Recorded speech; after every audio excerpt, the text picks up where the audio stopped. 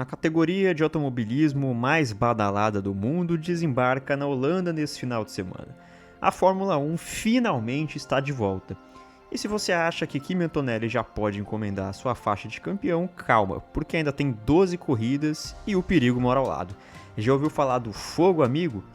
Pois é, tem gente dentro da própria Mercedes querendo arrancar esse título das mãos do italiano e se engana quem pensa que o retorno do Mundial se resume a essa Guerra Fria dentro da escuderia alemã.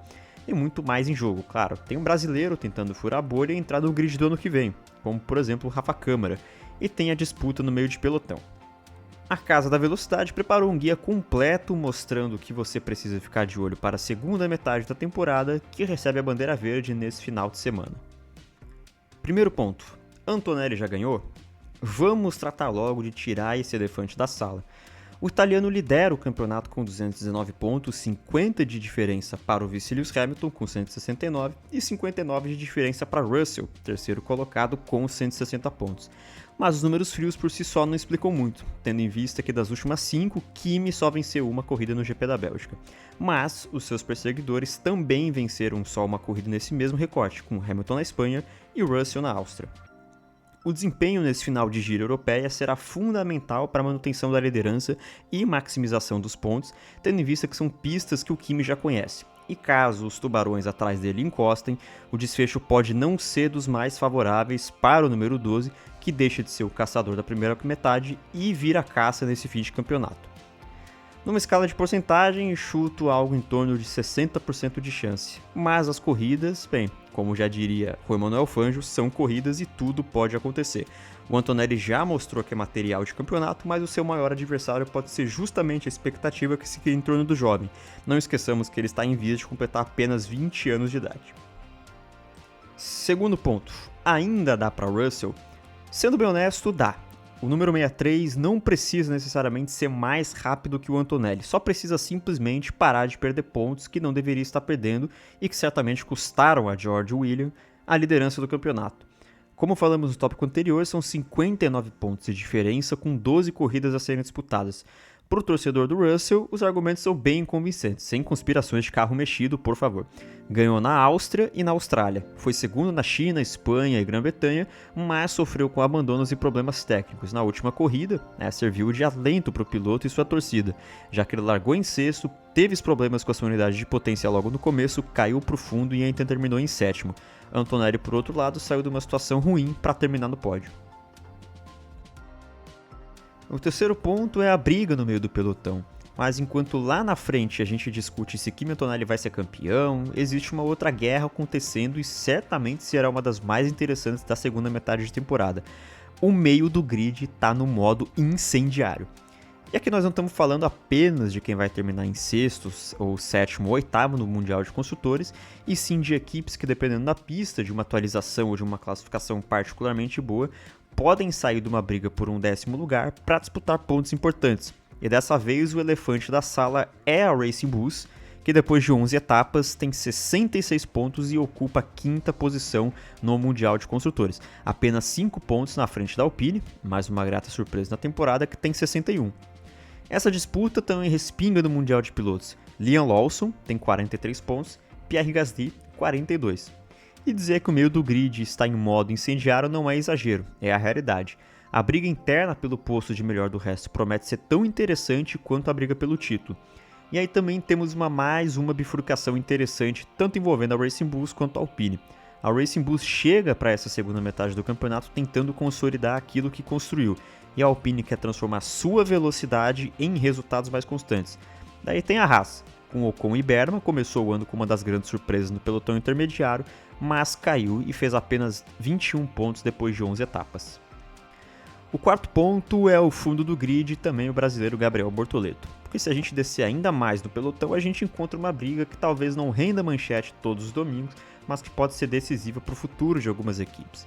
Existe uma diferença enorme entre terminar o campeonato em 8º, 9º ou 10º no Mundial de Construtores, que é justamente a fatia do bolo recebida pela FIA. E nas fábricas, tem uma diferença enorme entre terminar 2026 sabendo que você está construindo alguma coisa e terminar o ano sabendo que ficou para trás. A Aston Martin é o maior expoente de tudo isso que eu contei, pois vivenciou o primeiro semestre inteiro na sombra do fundo do poço. Stroll e Alonso somaram apenas 1 ponto em 11 provas, deixando a equipe na frente apenas da estreante Cadillac. E para um projeto encabeçado por Adrian Newey é o resultado absolutamente abaixo da expectativa. Só que a palavra de ordem nos corredores da equipe é exatamente essa, expectativa. Salvar 2026 seria uma perda de tempo, apesar da construção do AMR26B, a perspectiva de agora é descobrir se existe uma base para construir um futuro, e o primeiro sinal disso foi a prova em Hungaroring, com as atualizações chegando, destacando aqui o novo chassi e a redução de peso. Em Zandvoort, veremos se finalmente a equipe encontra o seu lugar ao sol em um circuito mais propício. Enquanto a Aston Martin tenta pegar o elevador, a Audi tenta não ser ultrapassada. Os alemães chegam na metade da primeira temporada de seu ambicioso projeto com unidade de potência própria e com a dupla Bortoleto e Nico Hülkenberg. E aqui chegamos no ponto que eu gostaria, a segunda metade de temporada do brasileiro. Gabriel Bortoleto já soma 10 pontos em 2026 e quando não pontua vem sempre na cara do gol. São 6 chegadas consecutivas entre os 11 primeiros. Muitos podem se perguntar o que falta para Gabriel pontuar mais vezes e eu trago a outra face da moeda. Por que não analisar o que ele faz com o carro que tem em mãos? Já que a Audi conseguiu evoluir em desempenho e confiabilidade ao longo dessa temporada. Em Hungaroring, por exemplo, Hülkenberg marcou pontos e a equipe teve pela primeira vez os dois carros entre os 11 primeiros. A ironia até que é grande, a Audi melhorou, só que seus adversários também. A Alpine, por exemplo, preparou updates para esse final de semana. A Aston Martin vem ganhando desempenho e fez um novo chassi. A Williams também prepara atualizações para reduzir o peso do seu conjunto. E a própria Audi decidiu não apostar em grandes evoluções adicionais para 2026, concentrando boa parte dos recursos no futuro do projeto. A missão do Bortoleto é inglória, mas muito clara. Continuar colocando a Audi onde ela merece estar, sem milagre, sem vitória, sem transformar o A26 em carro de pódio, mas também fazer o que o brasileiro sabe fazer com maestria, que é aproveitar as oportunidades. Uma classificação maluca, uma chuva, um safety car, 2 carros na frente dele se encontrando pela pista, porque é assim que se constrói uma temporada quando ainda não se tem um carro vencedor. O Gabriel não está apenas disputando pontos contra os demais pilotos, mas ruindo a sua reputação dentro de um projeto que pretende disputar vitórias e campeonato nos próximos anos. A própria Audi vem tratando o brasileiro como uma referência importante dentro do seu programa de desenvolvimento de pilotos, destacando justamente a evolução que ele apresentou ao longo da temporada. A grande pergunta que fica é a seguinte: quanto o Bortoleto consegue crescer enquanto a Audi cresce junto? É justamente por tudo isso que essa segunda metade de temporada promete ser tão interessante. E olha que a gente nem terminou ainda. Porque por enquanto, Kimi Antonelli tenta conquistar o seu primeiro campeonato, Russell tenta alcançar, Bortoleto tenta consolidar o seu espaço e equipes inteiras lutam para sobreviver, tem muita coisa acontecendo nos bastidores. Tem o risca-faca da segunda metade dos grandes, tem a Silly Season que vai se estender um pouco mais com o brasileiro no olho do furacão, mas isso tudo vai ficar para a segunda parte desse vídeo.